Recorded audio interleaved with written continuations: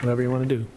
Hello and welcome to the October 21st, to the January 20th, 2021 Economic Development Commission meeting. My name is Elizabeth Torgerson. I am the chairperson.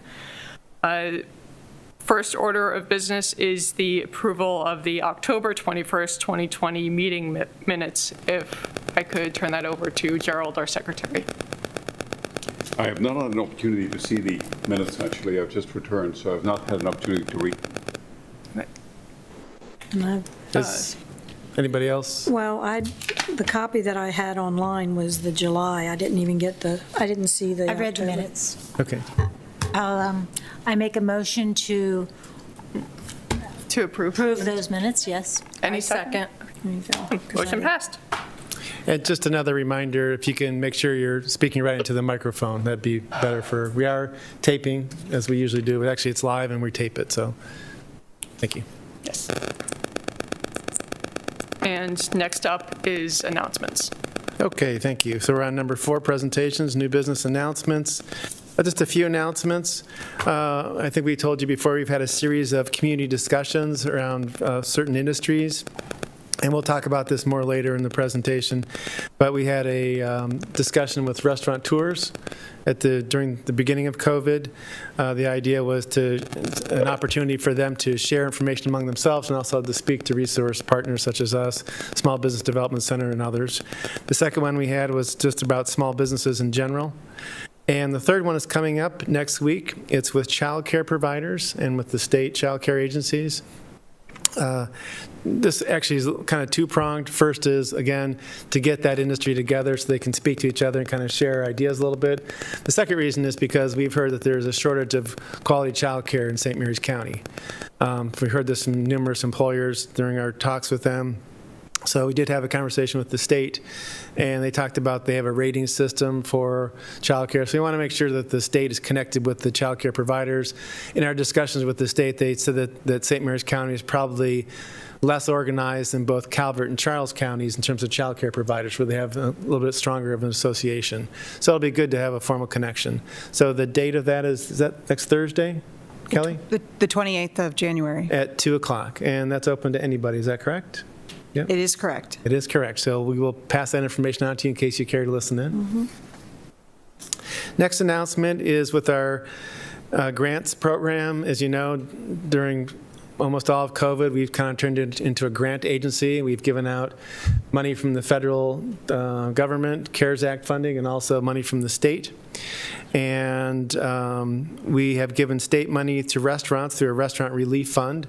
We gave $780,000 out. That funding expired, and the governor recently allocated another chunk of money for restaurants and also allocated a chunk for hotels. So our restaurant relief fund opened a week and a half ago. We have $470,000 more to give out to restaurants. Grants are up to $10,000. And now we have a hotel relief fund, which opened up last Friday. And grants there, our maximum grant is $31,000. That's set by the state. The grants are going to be based on the number of rooms per the accommodation. So that is open. So again, we're in the business of handing out money, much needed money. Altogether, the restaurants will have provided $1.25 million through the state, and the hotel is $370,000 hotel grants, and that's for certain bed and breakfasts also.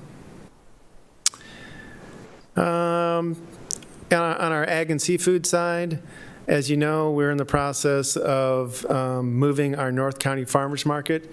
Currently, the Charlotte Hall Farmers Market is up in the parking lot of the Charlotte Hall Library. We've chosen a site, and we've selected RC&D to help us manage that project. We did a groundbreaking about a week and a half ago, which will actually be, well, we did the filming for the groundbreaking. We don't do live groundbreakings anymore. But that video will be shown next Tuesday at the commissioner meeting. So on January 26th, you'll see the video of the groundbreaking for the North County Farmers Market. The Regional Agriculture Center is going to be about a mile from the new North County Farmers Market. That's where we're going to process meats. We have funding from the Southern Maryland Agricultural Development Commission, SMATIC. They've given us $1.5 million to stand that up. So we're working out the details with them. We're actually in the process of hiring a consultant to put together a site plan for us from which we can then get bids for actually doing the work. So we're a little slow on that one, but we're made good progress with hiring this consultant, so we're happy about that. There's an event next week at Techport with the Southern St. Mary's County Young Professionals. And I don't know the specifics of that. I think, Destiny, if you're on the line, if you want to give a little details on that Young Professionals event next week. Yes, I can. So next week on January 26th, there's a joint event with St. Mary's Young Professionals and Techport. And at that event, it will be a trivia night. So it's a fun way for young professionals to come in, and also those who are interested in innovation and learning more about Techport and that incubator. But the trivia night will have questions from a wide spectrum. So please feel free to sign up and come online, and there will be teams, and we have a lot of sponsors who will be sponsoring prizes as well. And I sent that out in our newsletter, but I can also send it to you all again too. Thank you, Destiny. That's it for announcements. So tonight we're going to be going through a PowerPoint in relation to the Comprehensive Economic Development Strategy. Just as a recollection, the Economic Development Commission, your primary purpose is to put together the Comprehensive Economic Development Strategy. That was done in 2017, approved by the commissioners. And your role is also to monitor the progress of that and to update it. So our next update is due in the year 2022. So we're kind of getting a jump start on that. And tonight we're going to provide a little bit more information that will feed into that process. So we're going to go through a quick PowerPoint. After that, we're going to ask you guys to contribute what you think we have in terms of local economy strengths and what the impact of COVID may have on those strengths that we have. We'll talk about future SEDS work session dates. Our chairs and some others have echoed a desire to have additional meetings because we only meet quarterly, and we can talk about that. We'll move into our open discussion, and then we'll have election of officers. So without any delay, we'll move into our PowerPoint. And please feel free to interrupt us or ask questions or add comments, whatever you'd like to do. So the first section of this PowerPoint, it's labeled 21 Predictions for 2021 Economics by Anirban. So Anirban Basu, many of you know him. He's the CEO and chairman of SAGE Policy Group. He's the chairman of the Maryland Economic Development Commission. He's a teacher at Johns Hopkins. He's a chief economist for several large corporations in the state, very well respected. When Audubon says this is what he thinks the economy is going to happen with the economy, he's usually pretty accurate, very well respected. He's a keynote at many, many functions. And an entertainer. Highly entertaining. I'm going to go through some of his. He's very dynamic. Extremely dynamic. I am not Audubon, so I don't have all the jokes that he has. But I want to go through some of his points. I thought his points were right on and very relevant. So this just came out a couple of weeks ago. So first, he talked a little bit about the economy, talking about the second half of 2021. So we know that our economy's been in a slump. But he says, and this is a big statement, that the second half of 2021 will be the most dynamic period of economic growth most of us will experience in our lifetimes.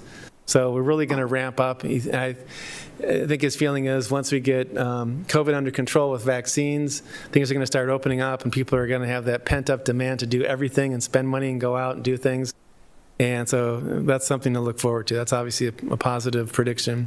Second point there, about the equity markets, he thought that they would, he talked about that they would give back a little bit of their gains. I still think that his point is that the equity market will do pretty well, but not as good as it's been doing probably. In terms of travel, his point there, book your vacations now. He thinks travel is going to come back with a vengeance. People who are used to traveling have not been traveling, and they're going to hop on the internet and book their flights and book their vacations. So look forward to that. Business travel, though, will not be the same, and he'll get into that a little bit. With teleworking, people are not going to be traveling as much. Next slide. Hey, Chris. Yeah.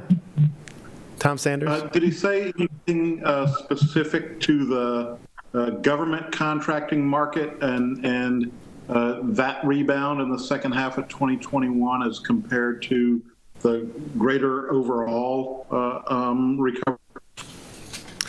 Not that I know of. I don't think, and Tom's question was, did he call out specifically what's going to happen to the defense contracting community in terms of travel? And he did not, as far as I know, speak to that. I don't know if- No, just generally, business travel would not bounce back as quickly. Okay, thank you. Then he went into about the commercial market. He thought bankruptcies among retailers, department stores would continue in large numbers as the year progresses. We've seen a lot of retailers, this happened pre-COVID, retailers are having a tough time. Many people are doing internet shopping, so it's difficult. And then with you add COVID into that, people aren't going into stores, makes it very, very challenging. Commercial construction he thought would be challenging with respect to new buildings. And he had a comment about churches. Construction prices, which have been increasing quite a bit lately due to the building demand of homes and different things. He thought they'd be increased by 2%, which is modest. And he also thought that, I think with the new administration, we're going to really put together an infrastructure rebuilding plan for the country, which I think is good for us. Chris, can I Yeah. ask a question? Did he say anything about why he thought there would be less spending for construction of churches? That's kind of an odd one. I don't recall why he called out churches specifically. You know what? When I read that, I thought it was because we were going to have so much office space available that maybe that instead of building something, they'd occupy space. Well, that's reasonable, because I think many churches, in fact, I was on the search team for my church, and we were looking to build, and the first thing we do is there anything that's vacant that we could convert? And that's the only thing I probably could is the think reason. of is why he may have said that. I don't know. Yeah, that's probably accurate. Okay. Certainly, I was recently in California, and I saw that the shopping centers were being filled with churches. Yeah. Because it has great parking, it has great open spaces, and mass seating. And the And number that's- of malls currently not being used that are And that's looking like encouraging. they're not going to be used You for a know, while, yeah. It's encouraging that we're, They always say that's a bad sign for a shopping center when churches go in there. Things aren't going great for retail, but that's kind of been the trend for retail for a while. But it's good for churches, and it's good to have spaces occupied. So you want to have some kind of activity in all centers. Nice to see that churches remain profitable. yes. All right, next slide, please. The residential market, supply of U.S. homes, very low, and I can talk more about this in a little bit. Suburban home prices will continue to rise. He talks a lot about the outmigration from cities. There's more of a demand for people living in the suburban areas and rural areas, and I'll talk about that in a little bit. Housing starts will reach very high levels not seen since the mid-2000s, 2003, 4, and 5. And then the last bullet there, and maybe it speaks to what Laura was talking about, immense amount of design work seeking to position vacant retail space for adaptive reuse. So that's probably the church element right there. In terms of office, many firms will seek to relocate from expensive city offices to Class B space in the suburbs.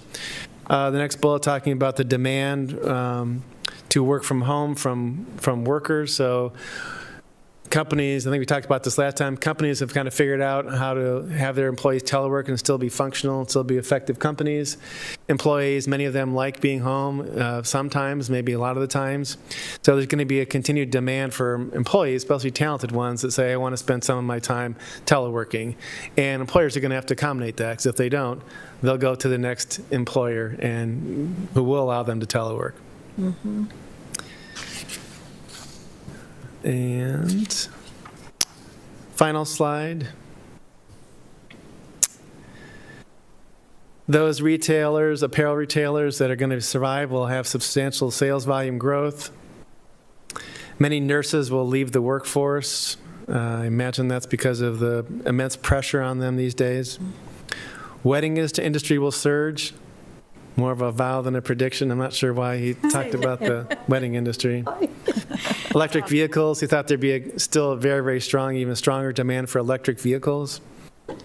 And many kids will be hoping for fewer snow days. I think they don't want to stay home anymore. I think that's speaking to schools.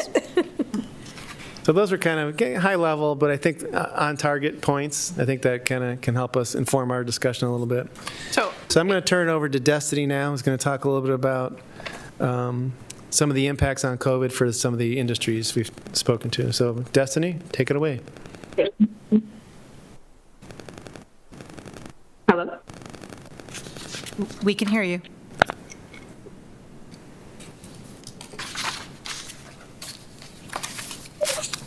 Can you all hear me? Yes. Okay, perfect. Sorry, I had to call in. Chris went over what we did a little bit, but I'm going to go over some data with our Helping You Navigate Now series that we started in August in an effort to speak with businesses who have been severely affected and hardest hit by COVID-19 requirements. So through the series, we hope to listen to business owners and assist in their recovery, reinvestment, and workforce retention for our local businesses. And so if we go to the first slide, we had the St. Mary's County Restaurant Industry Survey and event. So in August, we hosted our first session. We had 17 responses to the survey we sent out. However, we had about 23 people attend that first meeting we had in August, which turned out to be a really good event. So on the next slide, and this is just a few of those data points from the surveys we sent out.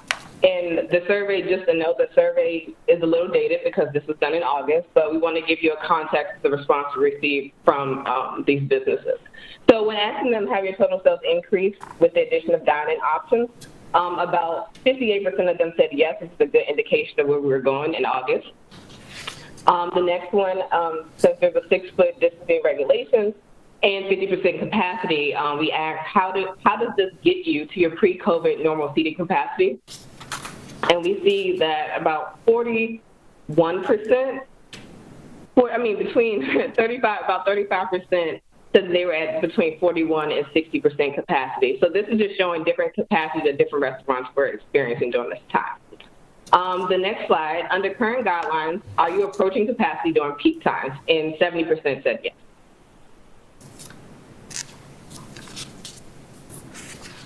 And then I'm sorry, I might be going out of order.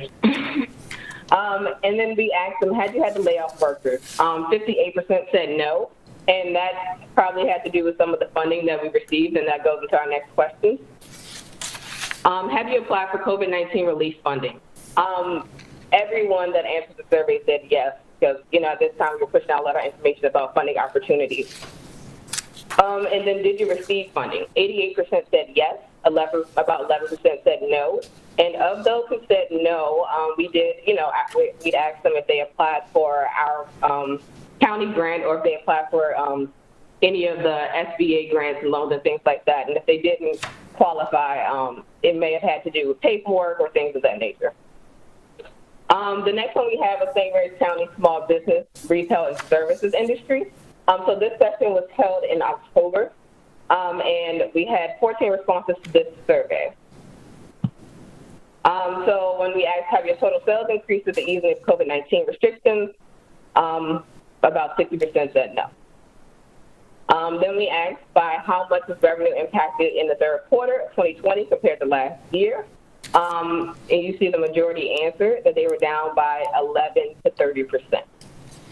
And then the next highest category was those who were down by 31% or more.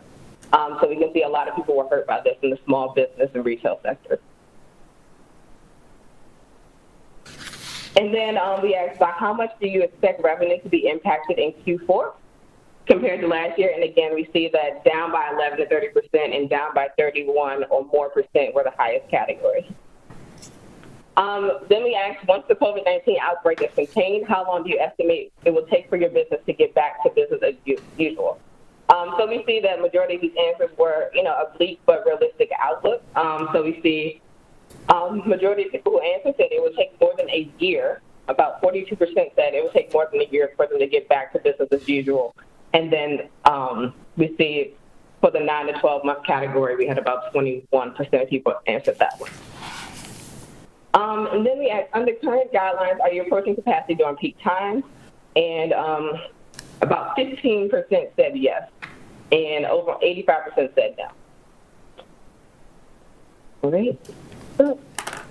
All right. Majority did not have to lay off workers. Then we asked, what are your key priorities over the next 4 weeks?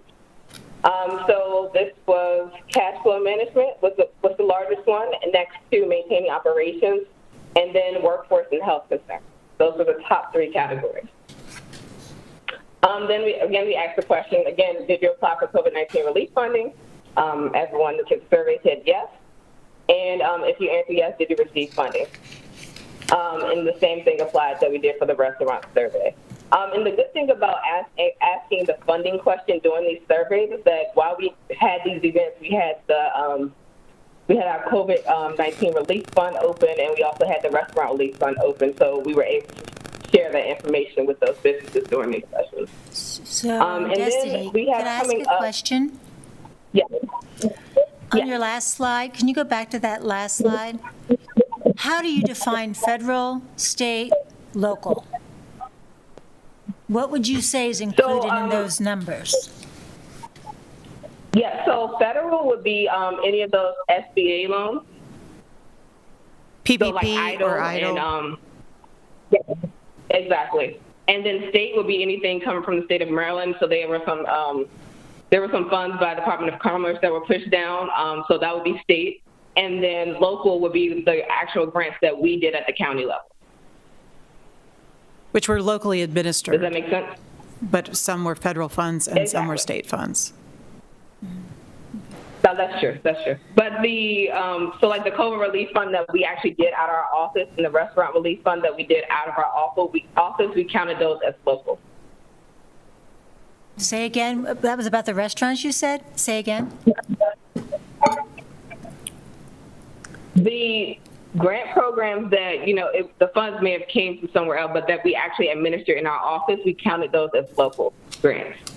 We had a restaurant gift card program where we provided an additional amount by gift cards. That was actual county money. Right. Thank you. Hey, Chris, that gift thing, I don't know whose idea that was, but that was great. Can you say that again? It's Tom? I think it's Tom. Yeah, sorry. I don't know whose idea or where the gift card thing came from, but that was fantastic from a hardcore user standpoint. We gave a bunch of those out to our employees, and it was very well appreciated. And whoever came up with that idea should be recognized somehow, because that was a great idea. So I would say I did, but I didn't. But I actually introduced it here. I stole it from Tucson. I always check with Tucson, see what they're doing. Tucson was doing it, and I said, that's a great idea, and I brought it here. I'm not the originator of it, but I did bring it here. Good for you. I'll take this much credit. That all counts. That all Yeah. counts. Take all the credit, stealing All right. the ideas. It's all my idea.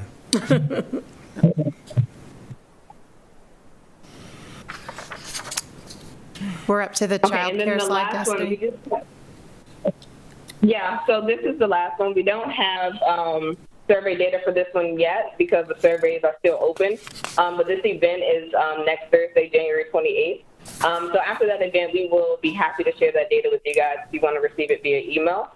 But we did 2 surveys for this sector. We did a consumer survey, which we pushed out, and we also did a provider survey as well. So I would definitely encourage anyone on the EDC, or if you have any family members who have children who are of the child care age, to definitely share that survey with your family so we can get more responses on the consumer side. But that's all I have for the Helping You Navigate Now portion, and I'll kick it over to Kelly. Can I ask a question? Yeah, Before we Laura. Did we take the pulse of businesses that we lost, that went under? We have not. You know, unless if they- you look at the list of, your business list from last year to this year, just to know, because a lot of people went under, these real little ones, and if there's a way to bring them back, or it would be nice to know how many we actually lost. And piggybacking off of that, Yeah. of the businesses that received funding, whether it be federal, state, or local, how many of those was it a adequate enough amount to keep them afloat? Sustain them, yeah. That's a really good question. We didn't ask that question. I know for some, I remember when we first opened the restaurant grant program, I had a local restaurant telling me that it would basically cover maybe 1.5 payrolls Yeah. for that him. So Yeah. in many cases, it was a drop in the bucket. Even for the hotel grant, we may be able to give a $30,000 grant to some of the larger hotels that have over 100 rooms. But the amount of money they've lost, Yeah. I mean, it's still much appreciated. And I spoke to them, and they said, oh, we really, really want this grant, but we've lost so much money. So Yeah. And I can even speak to the PPP loan, which was calculated at 2.5 times a 1 month's average salary. And so that was, of course, put together very early in the crises, and nobody expected that we were going to be, now we're 9 months later, and they're offering a second PPP, but for some, it's coming way too late. Yeah. I think one of the issues for the whole pandemic was if you were to tell a business owner, you need to survive until May, Right. some definite time where you could plan out your spending, you could save, and you'd know that Yes. I'll be okay. But things have gone on longer. So for many businesses and business owners, it's I'm losing money every month. And do I want to keep going? I don't know when this is going to end. Should I cut my losses and go out of business now? Or should I just kind of hang on? So, a lot of times these loans and these grants were to help them just kind of maintain minimal operations, kind of keep the blood flowing until they get to that point. And some haven't been able to hold on, Yeah. and have gone under. Is there any way to develop a database of that, of the companies that have gone under, the ones that are still afloat, the ones that have taken in funding that are still afloat, the ones that have taken in funding that aren't, just so we can pool that information? Because it, especially with one of these slides, with the 6-foot distancing regulation, 50% of fire marshal capacity, the ones that are in the 0 to 20% or the 21 to 40% range, that seems like they very well could be in the danger zone of going under if that continues for much longer. So if we can sort of head that off or anticipate it and put a priority on those businesses that are really struggling, even more than the average business is struggling right now, that could pay significant dividends in the end. And I know some of this information, some of it is a little bit dated now because COVID's gone on for a while. So I think we can talk about doing an updated survey. It'd be You know what helpful. else might be good is, and I mean, I know you guys are busy, but is to find out from some of these businesses what helped them make it work, that it might help some of these other businesses. I mean, there were some businesses, like letting them go out and, use the parking lots for the restaurants. Right. And they're still doing it. That was a great idea. Right. And the health department got out of the way. All the regulators kind of stepped back to allow that to happen. Right. But I mean, a lot of them got creative. And Right. if we can share that information, we might save some of the others. And that's one of the ideas of having these conversations is for them to connect to each other and share information. So the Yeah. restaurateurs were doing that during our phone call and afterwards. So it is helpful for them. Many of them just need money, so. Yeah.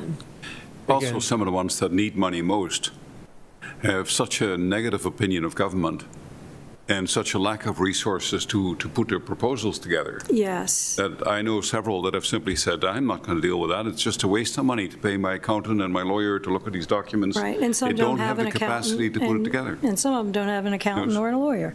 Well, Yeah. even if they do, Yeah. the paperwork, especially Right. initially, was quite was. complex. The grants that you administered were very simple. But many of the PPP things, there have been so many changes in regulations. Right. That if you have to go back and talk to your accountant and your lawyer every time, you can sign the check over to them. Right. I think some of the SPD stuff was complicated at the beginning, and they've since simplified it quite a bit, The I think. SBA stuff. They have. Yeah. Yeah, SBA, yep. I think, too, updating this data is a good idea. I know there's so few, with 17 in one section, 14 in another section for the survey. I don't think that really reflects where everyone's at. I think a lot of the folks that probably didn't answer the survey might be the ones that are struggling. Yep. And will not participate in this because they can't say those good numbers that other folks can share. And it is kind of humiliating it puts you in a very humble position when you have to say and put it on paper that, yes, I realize I'm Right. struggling. So I think that that information will actually help in giving us guidelines of where, or some sort of direction of where we need to go to support all of our community, not those just that are doing very, very well, but those that are struggling and are afraid or just hesitant to say so. Good point. One of the real problems, obviously, is that PPP focuses almost entirely on payroll, which is very good in terms of keeping the unemployment down or getting people back to work. But payroll probably represents about 20% of the operating cost of most restaurants. You know, the lease goes on, the electricity continues to go on, the workman's compensation check goes on. You know, so it's a huge amount of money that flows out. So to borrow money to keep people doing nothing Yep. isn't all that attractive if you're going to go broke in any case with those elements that are not covered and that you cannot cover out of revenue. I think some of these are Band-Aids and don't really go the full length, and some are going to obviously not survive. I mean, even with the federal government giving out checks to people, you know, for some people, it's a drop in the bucket for what they really need. I mean, it's certainly appreciated and something that they need to sometimes just to eat and pay their rent, but it's not what people really need. And, you know, it's just very tough times right now. I'd be curious to see how our credit card debt has gone up. To me, I think that would be very telling of where the needs really are. It's Because come a lot down, of folks actually. are very used to putting things on credit as an aid to move forward, but in this case, it hasn't helped because it just amplifies the issue. So I do think that'll be very telling on where we are as a county and how stable we are as a county, understanding what the credit card debt is for our citizenship. I understand that nationwide credit card debt has surprisingly gone down. That is Do you know why that surprising. is, Gerald? Probably because of less consumption in restaurants and public places. So that would be a negative to us, but, you know, but it's a big Less item for spending. many families. I was surprised. I mean, I couldn't, you know. And I will say, and I said it last One more time. thing, like, Go ahead. I was going to say one more thing I want to ask before it gets too far away from me. To Elizabeth's point about the capacity issue, when we had the conversation with the restaurant and the food services industry, one of the takeaways we took from that meeting was a lot of those restaurant owners were saying that, you know, there was just a general fear, because this was back in August, there was just a fear of people coming back to restaurants, and, you know, and a fear of people not wearing masks and things of that nature.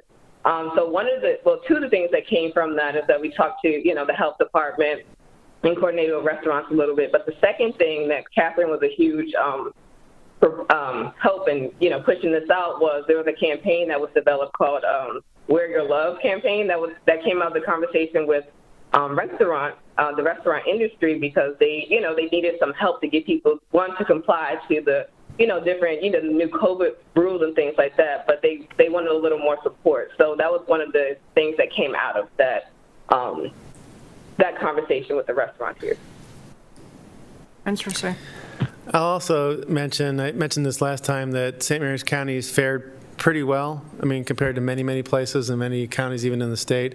I think we had the lowest unemployment, and we were definitely top 3, and we probably still are. I haven't checked it lately. But we haven't had as many business closings. We have the base, which is not really reduced salaries, hasn't had cuts like other places. So the closures that we have seen have been non-government related, and we don't have that many non-government companies, government-related companies. So we've done fairly well here in the county. Actually, if I, So Chris, Yeah, Tom? a couple of things on that. So I guess one comment is that I think most of us that are defense contractors are not so concerned about what happened over the past 9 months and what's going to happen over the next 4 months. But a lot of us are concerned, and I think you're going to see more businesses go away in the next 9 to 18 months because the government processes are not very quick a lot of times. And so I think a lot of the impacts are not actually going to hit until about 6 months from now. And so I think we need to be ready for that, as ready as we can be, I guess. And I think even with the vaccine and everything getting better from a medical standpoint, I think the business impacts for the government contractors are still down the road a few more months, is what I'm hearing from the people, from our outlook and from the people that I talk to. And then a question, for the county money that was allocated, did most of it get spent on the programs that it was allocated to? It's a good segue. Good segue. Do you want to hit that, answer that, Kelly? So the infographic in front of you represents the Small Business and Nonprofit Relief Grant that we administered, which was federal money. And we had 361 applicants, 302 grants approved. So there was almost 60 grants approved that were not approved for various reasons. It could have been that they didn't meet the minimum requirements, or they did not submit the required paperwork. But that grant program was open for 6 months. We opened it the first week in first week in June, and closed it the first week in December. So it was open for a very long time. We're the longest, I think, in Southern Maryland. Some of the other two counties abandoned their grant programs after a few months and moved those funds to other programs. Some of them were completely worthy programs, definitely. I think in Calvert they moved them to some rental assistance. But all of the funding that the Board of County Commissioners allocated to small business and nonprofits were used for small business and nonprofits in St. Mary's County. We actually started the grant program with $5,000 and $7,500 grants, and the grant applications were coming in slow, so we increased those dollar amounts to $6,000 and $8,500, and then the county reallocated additional CARES Act funding, and the grants ended at around $9,100 and a little over $11,000. So to speak to, was it ever enough money for most of the businesses? The answer is no. You know, when I would send an email that said, we've done another reallocation of CARES Act funding and you're getting an additional $1,500, the businesses were ecstatic. Every little bit helps. You know, I had one that we sent another $1,500 to, and they said, you've kept my employees on payroll through the first of the year. Thank you so much. So I think every little bit helps, but it's definitely not enough. And I think it helps that they can cobble together the state, the local, and the federal dollars. The second round of PPP will help for people. But, you know, it's just, we're doing everything we can locally, and we're trying to make it as easy as possible locally and not make our application process cumbersome. But the businesses have been incredibly appreciative, and you know, they can always use more, you know. And Tom, just so you know, every single grantee has had to sign a grant agreement with the county that says you will spend it on these approved expenses, so they've had to all enter into that agreement. So I did a breakdown of those 302 grant recipients based on sector, and you have a chart there. Some of them rise to the top. Construction industry, we had about 17 successful grant applicants. Gyms and wellness businesses, which you can imagine they were hit really hard. They were closed completely. 40 food service businesses received grant funding. And then the other top one was hair salons, which I think we don't talk about a lot, but, you know, they don't have the opportunity to cut hair on the sidewalk when their capacity was limited. So, you know, there's a lot of businesses that have been struggling, and we saw applications across the board. That professional services, that's a high spike, that's almost to 70. That's represents a lot of different industries, like the law offices, accounting firms, tree services. It's kind of what I had to, you know, just lump a lot of different businesses in. And just to reiterate a point that Kelly made earlier, maybe Destiny, we had this grant process open for, was it 6 months? 6 months. 6 months. So we were really beating the bushes, trying to make sure that people knew about it. Mm-hmm. We did radio ads, we did electronic signs, social media every single day. I went door to door to shopping centers for several days. And I think Chris is the reason we got so many nail and hair salons. I went to every nail and hair salon right in the county. So, and it just kind of dried up after a while. We were not getting applications in after a while. And maybe it's some of it distrust. I mean, I think some of the restaurants, some of the nail salons, they were a little, they weren't, I said I'm from the government and here to give you money, and they didn't. I was emailing it to anybody Yeah. that I knew that were in those So, businesses. It's interesting. So that took a long time. The restaurant, and we had $780,000 for our first round of restaurants, $10,000 grants. That was closed in, go ahead. In 10 days. You going to steal my thunder? So the infographic in front of you is for our first round of the restaurant relief. And as Chris said, we had $780,000 from the state of Maryland. That was the rainy day fund. And we decided to do $10,000 grants. We heard from the CARES Act grant fund that people wanted larger amounts. So we responded to that. So it was $10,000. So we were able to do 78 applications. And we received 97 applications in 2 weeks. And we did receive a second round of restaurant relief funding from the state of Maryland. That was $470,000. That grant portal closes on Friday. And right now, we have 23 new applications. So we'll go back and evaluate those 19 that didn't make the first round of funding. But we're in that process right now. Those grants in the second round are up to $10,000. So if we'd get more applications, then we could allot $10,000. We would just divide it equally among the applicants. However, I don't think that's going to happen because, like I said, we have 23 new applications at this point.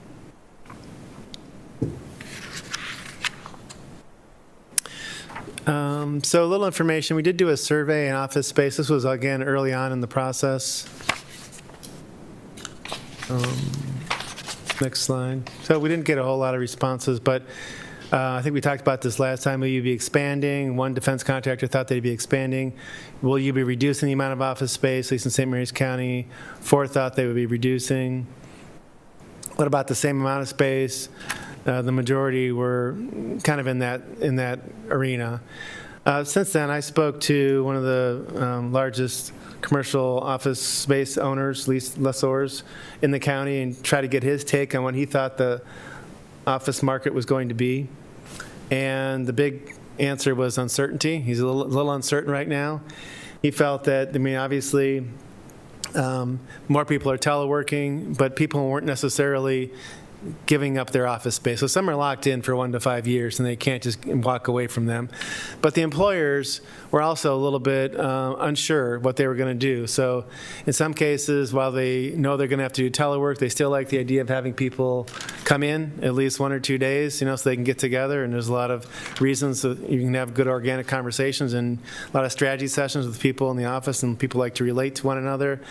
When they come back, they want to be a little more spaced than they were before, so he thought that we kind of get rid of a lot of the cube areas and do more individual offices. So there might be some tenant improvements in that area. And there's a lot of people, a lot of these young people want to go to work. Right. Everybody wants to work at home. Right. A lot of them want the interaction, and they really do. So I think there's a real market out there for a lot of them that want to go to work. I think there's going to be. Absolutely. I have clients that are sitting in cars to talk to me because they have no privacy sitting in their homes because they have such a full house right now. Yeah, and some are single that want interaction. They Yeah. just want to, socialize. Yeah. I had an opportunity to meet with a bunch of judges and lawyers recently, and the comment was made, we're not going to be hiring new graduates until such time as we can actually get them to come into the office every day and work. We cannot incorporate new workers into a workforce, and into the culture of our law firm without having them actually present. Yeah, that makes sense. And that is something that for new graduates would be devastating, of course. And that's a really important point, Gerald. I think if you've got, and most companies have a certain culture, and especially if you're new, how do you really learn what the culture is of that company? If you're not interacting on a daily basis, if you're not observing what's going on in that office and how people are behaving, it's hard for you to pick up what the culture is. So it's a challenge. So I think my opinion is we're going to have a combination of, there's going to be definitely a lot of telework, but there's going to be times where, maybe it's 3 days a week telework or Right. 2 days a week in the office or vice versa or something. There's going to be some, I think some organizations are doing well with teleworking almost completely, but I think there's still going to be a demand. But, bottom line from this gentleman was that it's still uncertain. It's still to be played out, and they don't know the answer yet. Yeah, I think that's a good answer. I think folks are going to go hybrid, just listening to some of the conversations I've heard. I don't think folks will be back full-time. I don't see that happening. I think that some folks really like what they're doing right now when they're at home, really like it. So I do think that there might be a possibility some folks won't return. They like what they're doing for a while. So that's something for companies that are really looking at pretty closely as well. Yeah. And some folks are very against, very concerned about COVID. Vaccines won't be in probably to June or July at this rate. And they don't see a need to go back to work till that's 100% sure. So I think I think it's going to take a while. I really do. And I do think it's going to come back in a hybrid type way, which is definitely going to affect our workforce in the fact that, we're counting on our restaurants to come back along, especially along the base, Base isn't even thinking about it just yet, Those folks, the livelihood there, all those retail stores just outside the gate, they're struggling. Look at the IHOP. Good indications the IHOP closed down. IHOP that's been there forever. You had to wait in line for everything at the IHOP. Closed down. Coral, Golden Corral.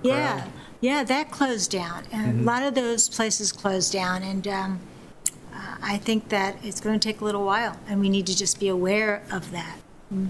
Well, related to telework, Kelly and I had a long conversation with the Southern Maryland Association of Realtors about the residential market. And as you may have heard, the housing market right now has kind of gone crazy. It's super, super hot. They explain that people are paying $10,000 to $20,000 over asking price for homes now. Inventory is super low. I think we have a 1 month, 30-day inventory. I think they said year-to-date sales are up 73% from a year ago. Sales prices are up 12%. And we asked a little bit about why they thought that was happening, and it gets back to people being in their homes. So if you're teleworking, let's say you have a husband and a wife and kids, so you've got 3 people who are trying to telework and they all need their space. So if you're at the kitchen and I'm in the living room and John's someplace else, so people are looking for expanded space. They're looking at their home. It's not just a place to relax after work, but a place to actually work during the day. So people are looking for more space. As Anirban talked about, there is a little bit of out-migration from cities. So we have people from cities who are looking to go to more rural areas. If I can telework and I don't have to be in D.C., I'm not that big on D.C., and I don't like being so close to people because of COVID, maybe I'll move south or some other area in the suburbs. So there's a demand for that. And some of that has happened pre-COVID. Some of that demand has happened kind of pre-COVID. So they're seeing a tremendous demand in St. Mary's County and all Southern Maryland. And some of this is happening throughout the country a little bit too. One of the concerns they felt for St. Mary's in particular was that there weren't a lot of new home developments happening in St. Mary's County. So there were some that have been going on. I think Clark's Rest, and there's a couple other come to mind in the Leonardtown area, maybe 3.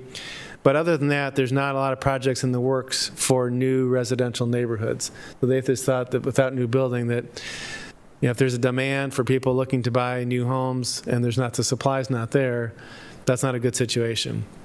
We also talked about something we've talked about before, is a housing variety. So if in St. Mary's County, their homes are $350,000, $400,000. They're colonials with 3 and 4 bedrooms. If you're 25 years old and you're looking to buy a home, or 28, you're younger, you don't have that kind of money, you don't want that kind of space, is there enough variety in our housing market? Meaning, are there townhomes, are there condos, are there other types of living, even starter homes? They're just smaller on smaller lots. They're still kind of nice. We don't have a lot of that. We have a lot of the sameness in our housing market, and that's a challenge for a lot of buyers. And actually, Chris, to piggyback somewhat off of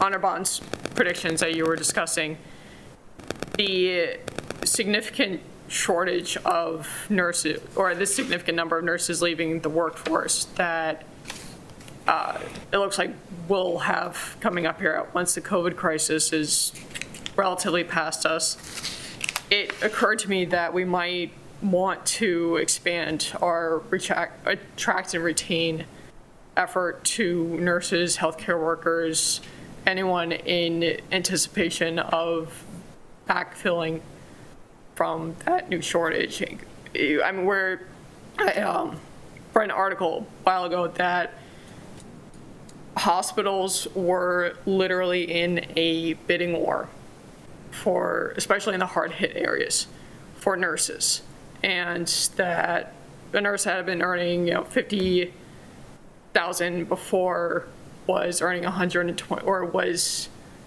offered 125K at, to go work in the Dakotas or somewhere, because they were in such short supply.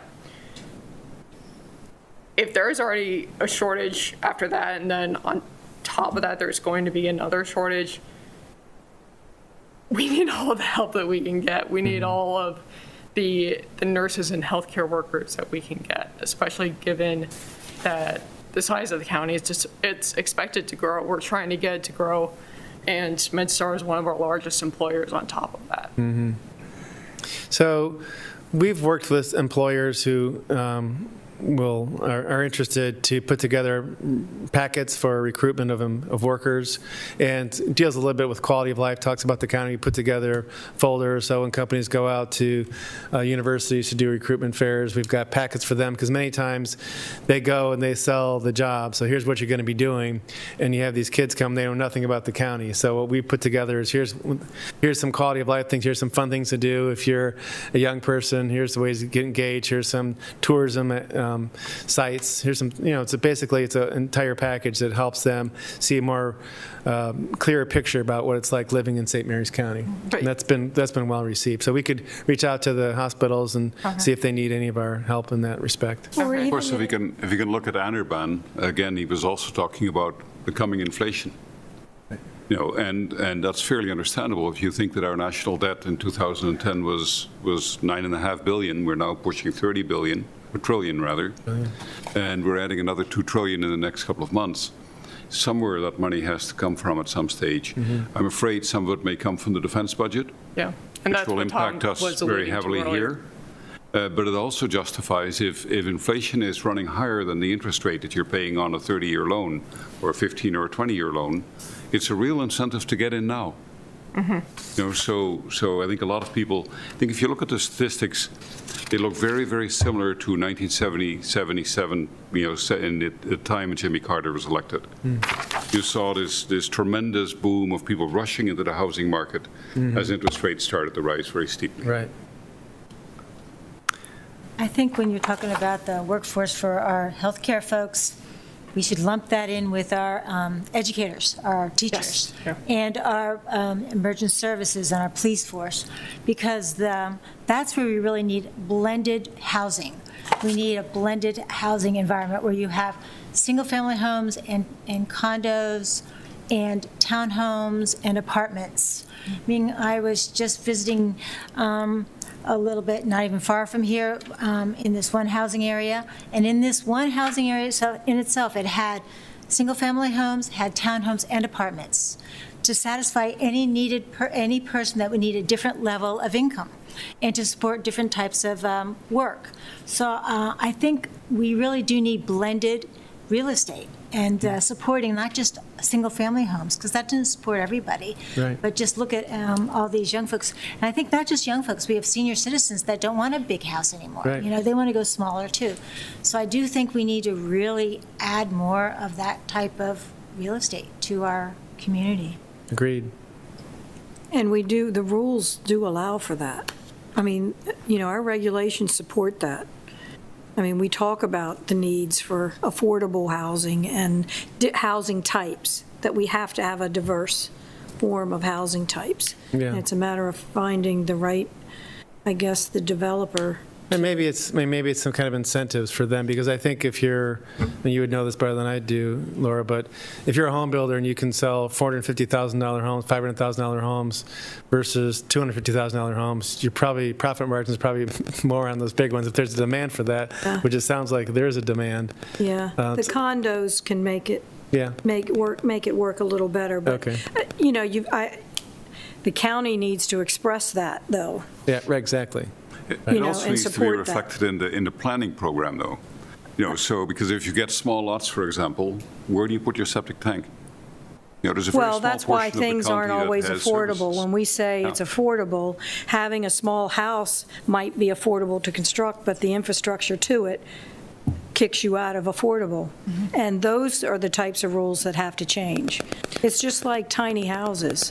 A tiny house, you can think about what that might cost, but to put that tiny house on a septic system, put the driveway in, connect the electric and everything, it can knock you out of that price range.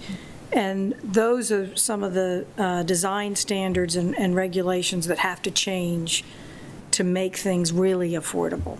Right. It's not just the construction. Yeah, so I think if you have a chunk of land and you're thinking of your home builder, by the time you invest the infrastructure, you meet all the state requirements, you do everything you need to do, you need to make X amount of dollars to make that project work. So I think that drives up the prices. Right, and that's where we really need the incentives Tax incentives? that come to land. Not just talk about it. And it's not, it is a density issue too, because when you're doing single-family housing, the density's it's not that dense. But when you get into the townhouses and the condos, and, when we talk about all these different things about people wanting to come this way and live in more urban areas, and we've got all these people working at home now, what does that mean to smart growth policies? I mean, we've been told all along that we are to send people to the urban areas. Right. And now we've got everybody in the urban areas wanting to come to the rural areas. So we've got to, we got a lot of thinking to do. No company ever said no to a tax break. That's true. Well, but everybody's, every jurisdiction's hurting for money too because of the COVID and everything else. But, incentives to get us what we need, what we believe we need for housing, there are opportunities in some of the design standards that are out there to eliminate some of the infrastructure costs. That could help make things truly more affordable. And there still is a demand. I mean, I think there's some of the smart growth principles, being able to walk within the neighborhood, being connected to a retail area. I mean, that's why Leonardtown has had so much demand in the past few years, because it's a dense little retail urban area. People can walk to it. Neighborhoods like Leonard's Grant, where homes are kind of close together, but you can walk and meet your neighbors and go to the library and go to the school. I mean, that's still highly prized by many, many people. And the crime rate's low. Because there's eyes on the street, there's people there. Yeah, It's foot traffic. yeah. And the regulations are much more development-friendly than the counties, frankly. Yes. So, Chris, is there anything that we can do to help create more affordable housing? Because as we've all talked about, it's a big problem. It limits us on our abilities to increase manufacturing and other of those types of jobs. So is there anything more that we can do to help with this? There are other communities that have initiated efforts to increase affordable housing, and we can bring back information about that. I don't have anything off the top of my head. I mean, it involves incentives, relaxing regulations sometimes, but we can certainly do a scan and bring back that information, Tom. Right, and if there's anything we can do to help you with any of that, please let us know, because if we want to bring in the other types of jobs that are not dependent on the government, we're going to have to be able to do that. All right, thank you. So this next slide talks about Pax River, our largest employer, the implications of teleworking. We've already spoken about how retail around the base, restaurants right around the base, are having a difficult time. If you're not on base, obviously you're not going off base to go to lunch. People are, if they're teleworking, they're either eating at home or eating nearby their home. And as we know from the traffic on 235 pre-COVID, that a lot of people don't live right next to the base. They live someplace else and they drive to Pax River. So there are implications. I think Pax River, maybe Mike Schroeder can speak a little bit to teleworking in the base. I know that the base has had pushed people off base, employees that can work from home, and they've set many of them up with equipment. But there are many people who need to be on base because they're on secure servers, or they're working in labs, or on planes or some kind of aircraft, and they have to be there. I don't know what again, it probably still is a little uncertain what the future is going to bring. Mike, do you have any comments you want to add about teleworking in Pax River? Yeah, sure. Can you hear me okay? Yeah. Yeah, so, I mean, we are looking at long-term going to more of a hybrid approach, as Barbara had mentioned, where we'd have folks coming on site when they needed to, but also having the opportunity to work off station, you know, and sort of a floating schedule, so to speak. We do have a fair number of folks that do have to come in, as you alluded to, several thousand actually, to cover our flight testing and our ground test facilities and just work on the aircraft. And that includes our contractor support too. So there's always going to be that demand in there.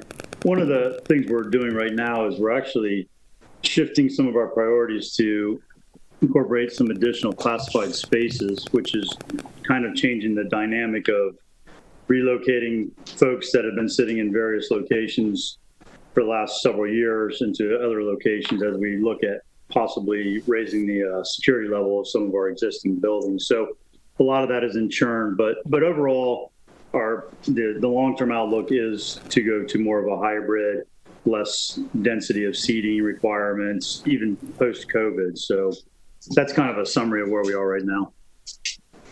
And just as a reminder, Mike is the chief of staff for the executive director of NOC AD, so he speaks from a position of knowledge. Thank you, Mike. Thanks for that honor. Well, that concludes our PowerPoint. Next item on the agenda is to talk about what you feel are strengths in our economy here in St. Mary's County, and then we can kind of transition into, maybe even related to this, how is COVID maybe changing those strengths? So this is just kind of an open time for you guys to voice what you think the strengths are in the economy. I think Destiny's going to jot down what she hears from everybody, and we can get that back out to everybody. So again, just open. Anybody wants to talk about what they think is good about our economy, what our core strengths are. Pax River. Chris, this is Mike? good to go. Yeah, hey, this reminds me back to the beginning when we started the SEDS, I don't know how many years ago. And I remember one of our strengths was obviously, the base, the federal work that happens here. And it's interesting to me, just an observation, as you were going through all the, status updates around the community. I mean, in some ways, the fact that we were a federal lab created a lot of resiliency through this particular situation. I mean, the work kept going on. As far as I know, our contractor support, their contracts kept flowing, things like that. Then I've heard Tom Sanders kind of allude to the future, the bills have to be paid at some point. And so there could be a hit against the defense budget, things like that. So interesting, just an observation I had to kind of put out there. So I guess I still see us as a strength, but obviously there's always that concern that someday it won't be. I think a big strength is the commercialization of a lot of our technologies from the federal government that we're doing at St. Mary's Airport. That's huge. So we know that the base comes up with a lot of innovations, a lot of things. Some of that technology can be licensed, and can be put into the commercial market. So that's one of the reasons why we established through Mike's office the Techport Business Incubator. We haven't seen a whole lot of that, but that's still, obviously, a lot of innovation happens on the base and with defense contractors also. I think another strength that we have is the presence of higher education. We have the community college that services this county. We also have St. Mary's College, and then UMD has a strong presence here. Agreed. I would certainly say our status as a FAA UAS test site. UAS test site? I think the autonomy research facility, again, back to the University of Maryland presence, I think that's an opportunity we didn't capture several years ago. That's coming online here in September. Is that you're talking about the third building at the University System of Maryland at Southern Maryland? Yes. So just to refresh your memories, the Higher Ed Center was taken over by University System of Maryland. They're in the process of finishing construction on a $90 million building, which will be dedicated to autonomous research, development, and teaching. That comes online, I think, in the fall. So obviously, that is an important asset for us and a strength. I think the other strength that I see every day is the really strong supporting partnerships that we have that are supporting small businesses. The Economic Development Department's very strong. And then we have the Tri-County Council. We have good partnerships with the other two counties' economic development. We have great support from the state of Maryland Commerce. And then the chambers are very active in all three counties, and everybody works together. And right now, there are several task forces that have come out of these various stakeholders to support businesses trying to recover and or stay in business during this crisis. Yeah. So I think that's a really important strength that we are very fortunate to have. Yep. I would agree. Another major strength is obviously the I-95 corridor being so close, being 60 miles away from many markets. And talking about my own business a little bit, we opened a bed and breakfast with 2 rooms in June of 2019. We picked a wonderful time to open, obviously. But since then, we've had over 1,200 guests over these years, and we've gone up from 2 rooms to 4 rooms to 6 rooms.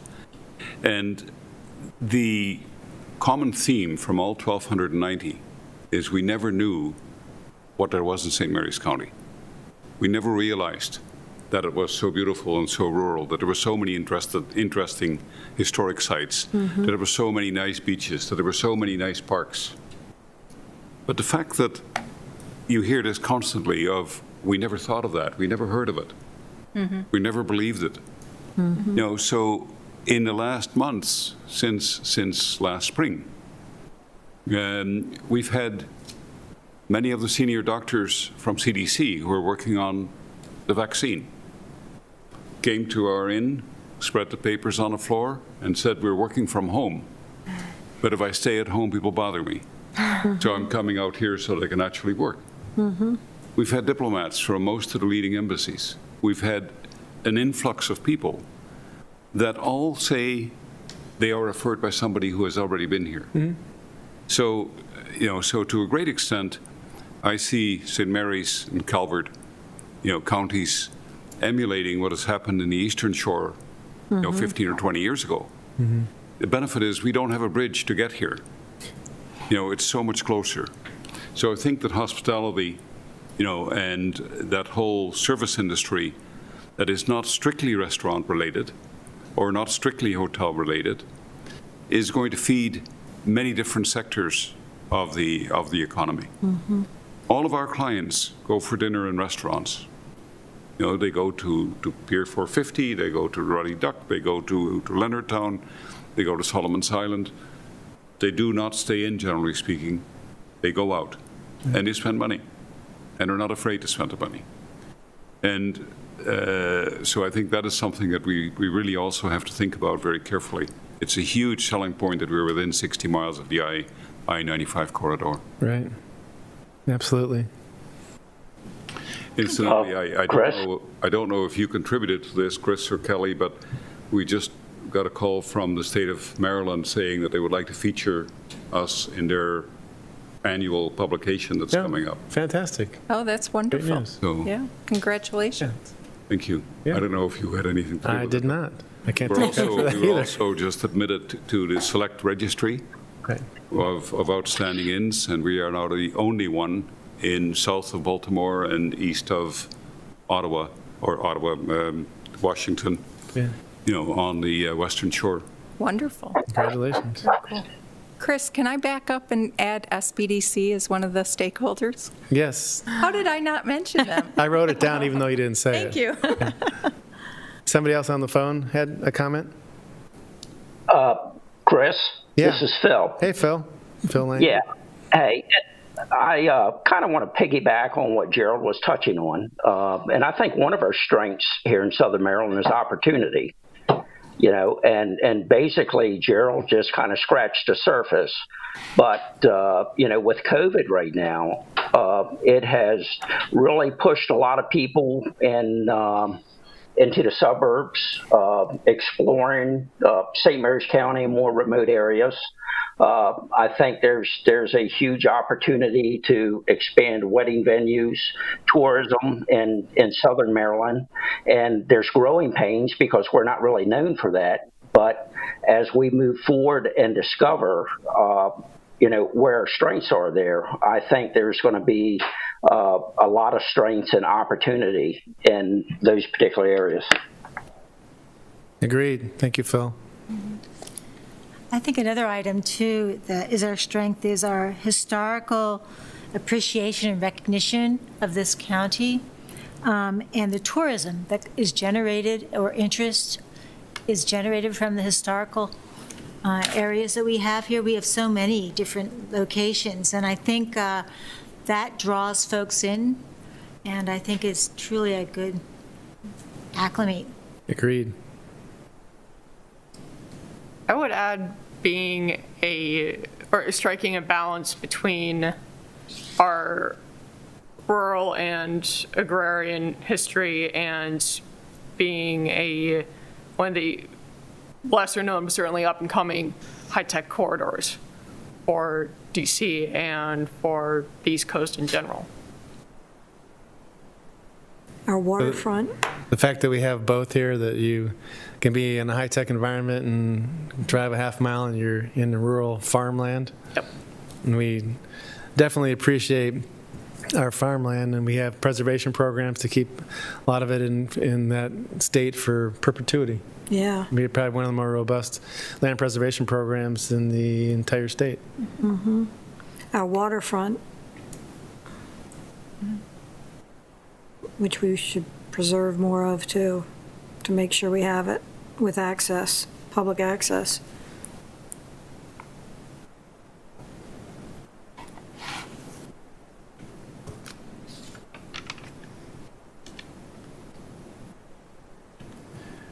Other ideas or thoughts?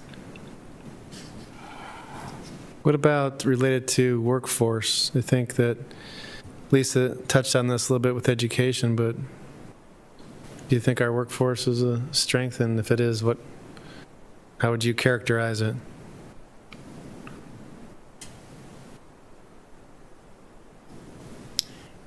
I think if I had a wish list, I guess I wouldn't put it in strengths.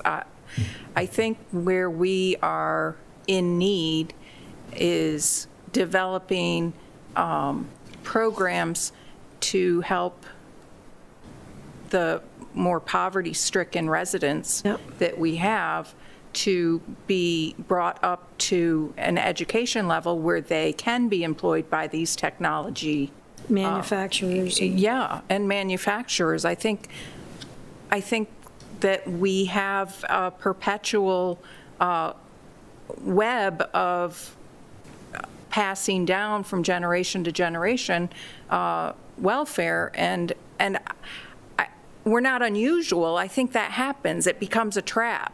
But, there are some really successful programs that have been used in Phoenix, for example, where they had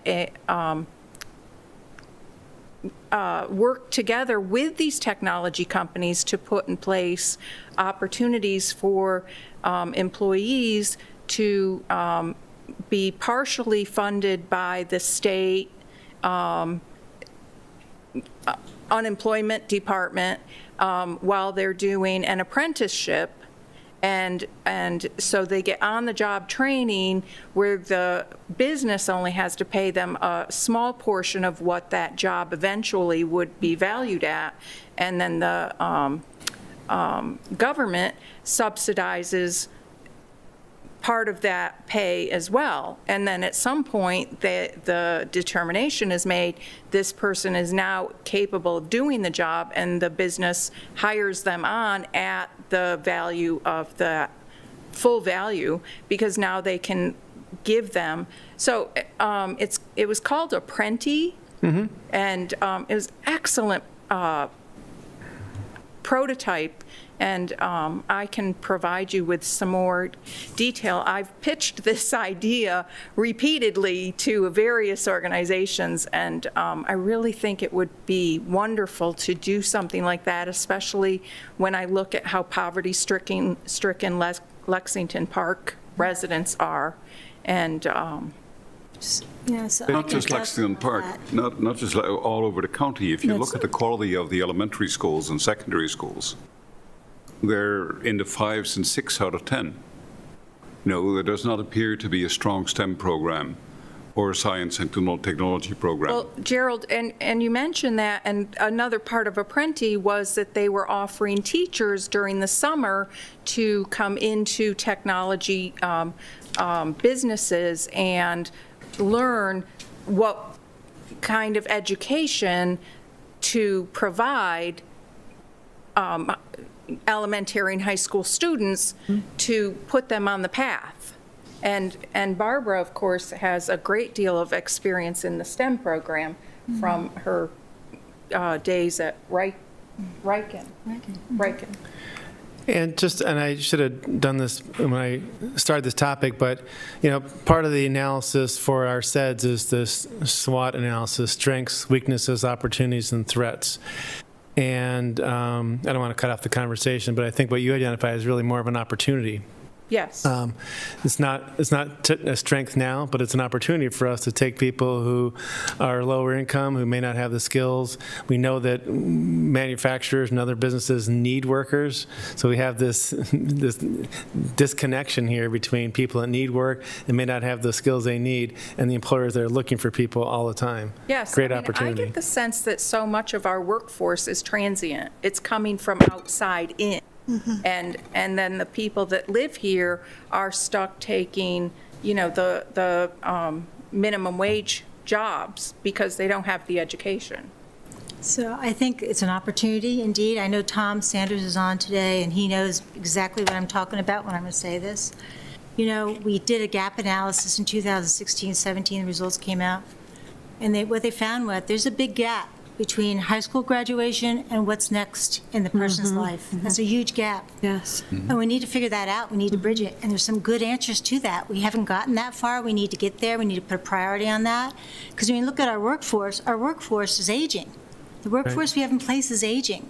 We need to bring our young folks in. And we have a good number of young people here that are in this county, and they want to work. They just don't know how to do it. Right. They need to be able to have that confidence level to be able to take that next step and to get some job skills. And I think that that is the answer. I mean, I'm convinced I say it a lot. I know you've heard me talk about it, Chris. No. It's a way to resolve the workforce issue, and we can get incredibly qualified folks that just live down the road. They don't have to come from someplace else. That's right. And I do think we have some great gifts. There's a great bit of talent. I think that industry is so willing to work with that. I know they're working with the defense industry and developing contracts now that'll bring in apprenticeships. Apprenticeships is the answer. That's the link. But not wait to graduation. My thought would be to wait to have this happen their senior year in high school, and get the Forest Tech Center more fired up, more people participating in that. Because I know there's a lot of number that want to get in, but they can't because they don't support it. But, that would support if we could expand that program, get the apprenticeships going, their senior year, work with industry, which I know there's a number of folks that are on this call that know about that. And their senior year, that's when they develop their soft skills. Right. So that upon most seniors only go to school for a couple classes for graduation requirements. They could go to work that second part of the day. And then at that point, they've got those skills in place. They've been working with the industry. They know what's required. So upon graduation is a seamless transition from graduation to a job. That's an ideal situation. It's not hard to do. And there's so many folks willing to do that. And there's a lot of companies expanding that are looking for that kind of talent. And I think it's doable. And I do think it's an incredible opportunity to replenish our workforce.